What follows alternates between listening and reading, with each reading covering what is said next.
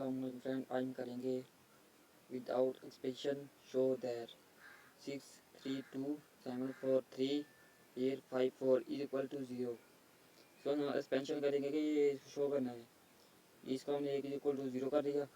Left hand side इसकी करेंगे 632743854 ये होगा हमें 6 7 माइनस 6 8 माइनस 7 ये 6 है। 6 को हम 7 से माइनस करेंगे, 7 को 8 के साथ।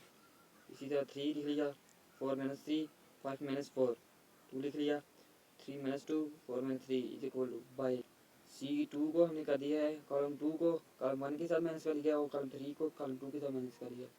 ये हमारा जवाब आ गया 66116311211 इक्वल टू 0। तो राइट हैंड साइड ये हमारी लेफ्ट हैंड साइड निकाली है, ये हमारी राइट साइड निकली है। And this C2 and C3 are same. ये देखिए C2 और C3 सेम टू सेम है, 1 1 है। ये हमारी वीडियो थे, मिलते हैं नेक्स्ट वीडियो में। दुआओं में याद रखना। अल्लाह हाफिज़।